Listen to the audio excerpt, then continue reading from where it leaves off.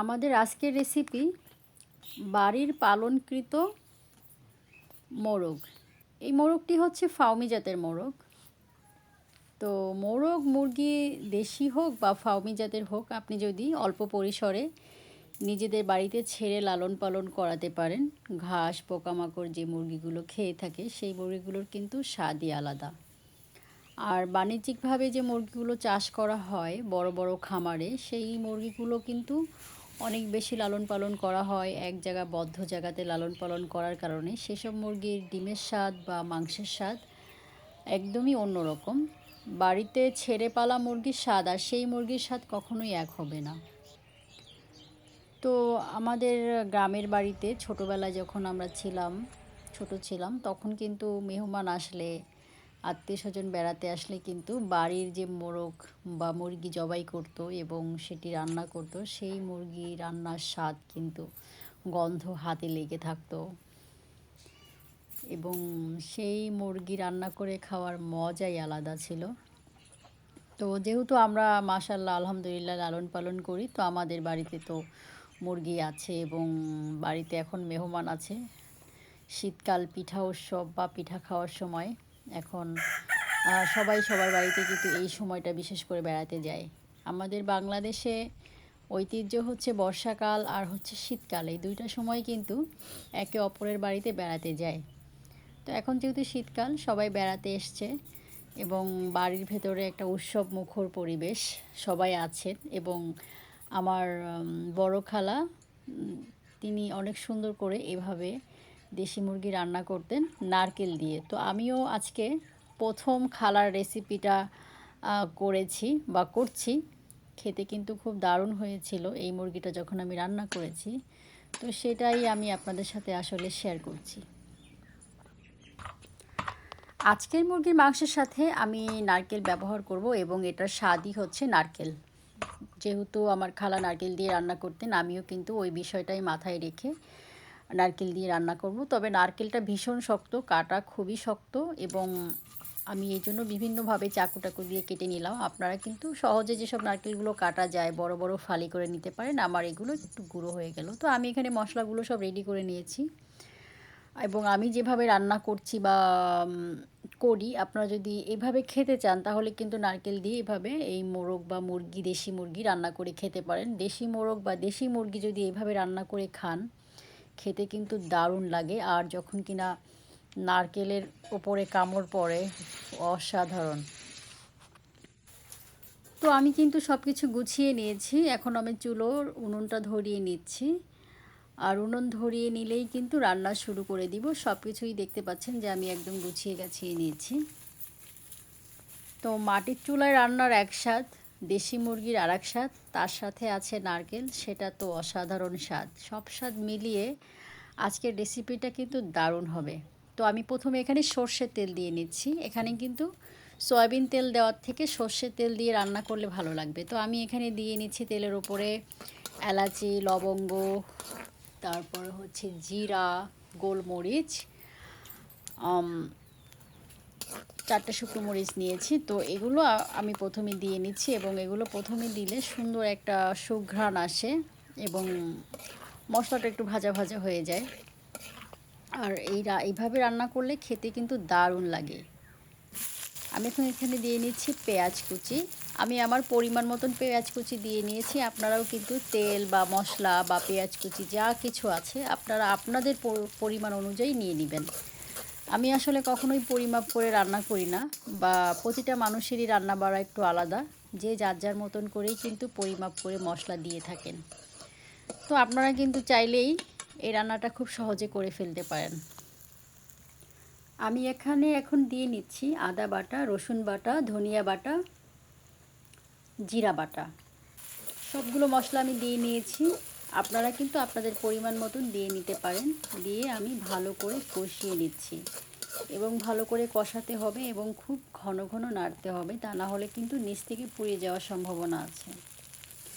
তো পুড়ে যেন না যায় সেজন্য আমি কিন্তু এখানে একটু মশলার পানি দিয়ে নিচ্ছি। খুব ভালো করে কষিয়ে নিতে হবে, তা না হলে কিন্তু পুড়ে যাবে। তো আমি এখন এখানে দিয়ে নিলাম মরিচের গুঁড়ো। এখন দিয়ে নিচ্ছি হলুদের গুঁড়ো, এখন দিয়ে নিচ্ছি পরিমাণ মতন লবণ। লবণ দিয়ে ভালো করে কষাতে হবে। খুব ভালো করে না কষালে কিন্তু তরকারি কখনোই মজা হয় না বা স্বাদ হয় না। তো তরকারি ভালো করা বা স্বাদ করার জন্য যেমন সঠিক পরিমাণের মশলা লাগবে, তেমন কিন্তু আপনার রান্নাটা ভালো করে কষিয়ে রান্না করতে হবে। সব কিছুই নিজের কাছে, আপনি যত যত্ন করে রান্না করবেন ততই কিন্তু খাবার খেতে স্বাদ হবে।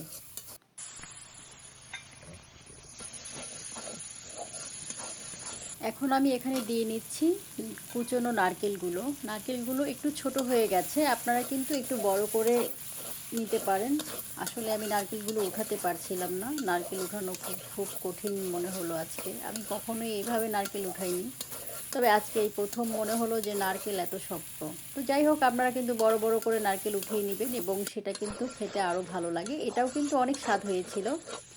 আর এভাবে মোরগ বা দেশি মুরগি বা দেশি মোরগের মাংস দিয়ে নারকেল রান্না করতে কিন্তু অসাধারণ লাগে খেতে। তো এখন আমি মাংসগুলো দিয়ে দিচ্ছি।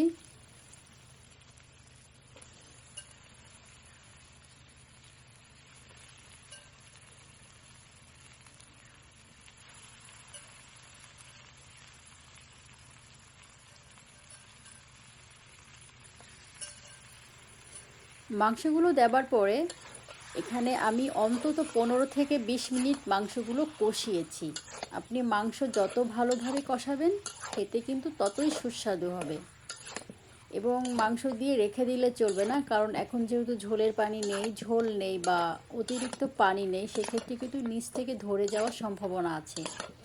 এই জন্য ঘন ঘন নাড়তে হবে যেন নিচ থেকে পুড়ে না যায়। আর যদি কোনোভাবে পোড়া লেগে যায় তখন কিন্তু আপনার এই যে মাংস রান্না করবেন বা যে কোনো তরকারি আপনি রান্না করবেন, পোড়া ধরে গেলে কিন্তু মশলার স্বাদ বা সেই মাংসের স্বাদ, সেই স্বাদটা কিন্তু আপনি পাবেন না।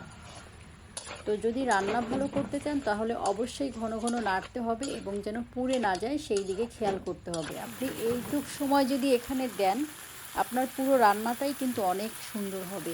এখানে আমি দিয়ে নিচ্ছি কাঁচামরিচ পরিমাণ মতন, আপনারা যে যেমন ঝাল খান।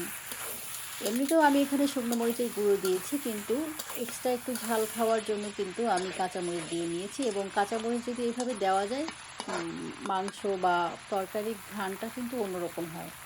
তো আপনারা কিন্তু দিয়ে দেখতে পারেন। আর একটু পানি দিয়ে নিলাম, একদমই শুকনো হয়ে গেছে। অল্প অল্প করে আমি এভাবে মশলার পানি দিব এবং আমি নেড়ে চেড়ে নিব বা কষিয়ে নিব।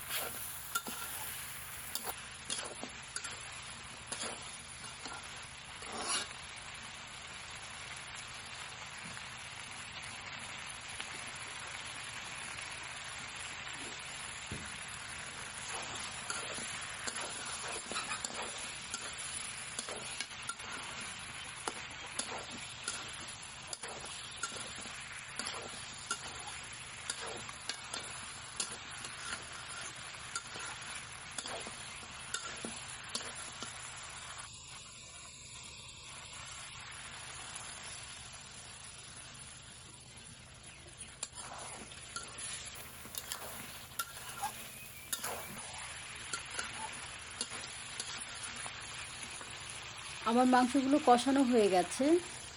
আমি এই মাংস বা মোরগের মাংস আমি প্রায় 20 মিনিটের কাছাকাছি কষিয়েছি।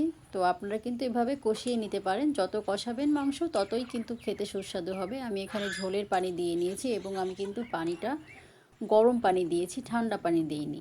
গরম পানি দিলে মাংসটা খুব দ্রুত সেদ্ধ হয়ে যাবে।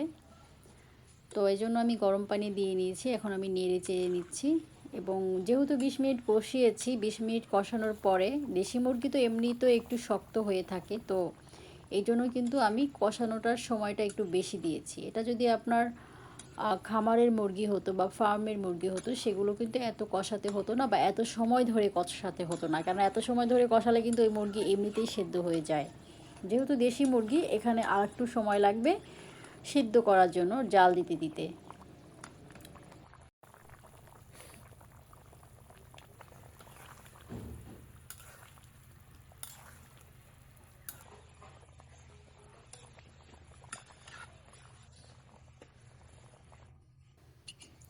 মাংস রান্না হয়ে আসছে, তবে এটা স্বাদ বাড়ানোর জন্য আরেকটু আমি এই মাংস ঢেকে দিব। ঢেকে হালকা অল্প আঁচে বা অল্প জালে আমি জাল দিব এবং একটু পরে পরে আমি নেড়ে দিব এবং ঢাকনা খুলে দেখে নিব। তো আমি ঢাকনা খুলে দিয়েছি, খুলে দিয়ে দেখে নিচ্ছি কী অবস্থা, কীরকম কী বা নিচ থেকে ধরে গেল কি না। যেহেতু এখন ঝোলের পানি কমে এসছে আর মাটির চুলার জাল, নিচ থেকে পুড়ে যাওয়ারও সম্ভাবনা আছে। তো আমি একটু পরপর ঢাকনা খুলে দিচ্ছি এবং দেখে নিচ্ছি কী অবস্থা, আবার আমি ঢাকনা দিয়ে নিলাম। তো এইভাবে আমি আরও কিছুক্ষণ জাল দিয়ে নিব। আমি আবারও এখন একটু ঢেকে দিচ্ছি, এইবার ঢেকে দিয়ে উঠিয়ে নিব। হয়ে গেছে, দেখতেই পাচ্ছেন একদম অসাধারণ একটি রং হয়েছে। তো খেতে কিন্তু দারুণ লেগেছিল এই মাংস এবং সবাই কিন্তু রান্নার প্রশংসা করেছিল বটে। তো উঠিয়ে নিচ্ছি আমি একটি পাত্রে। তো আপনারাও কিন্তু এভাবে দেশি মোরগ বা দেশি মুরগি নারকেল দিয়ে, যারা খাননি, যারা খেয়েছেন বা যারা খেয়ে থাকেন তাদের ব্যাপারটা তো আলাদা, কিন্তু যারা এখনও পর্যন্ত নারকেল দিয়ে দেশি মোরগ বা দেশি মুরগি রান্না করে খাননি, আপনারা কিন্তু খেয়ে দেখতে পারেন। খেতে দারুণ হয়েছিল এবং খুবই ভালো হয়েছিল এই রেসিপিটা। তো আপনারা এভাবে চেষ্টা করে দেখতে পারেন। তো এতক্ষণ সঙ্গে থাকবার জন্য অসংখ্য ধন্যবাদ। আল্লাহ হাফিজ সবাইকে।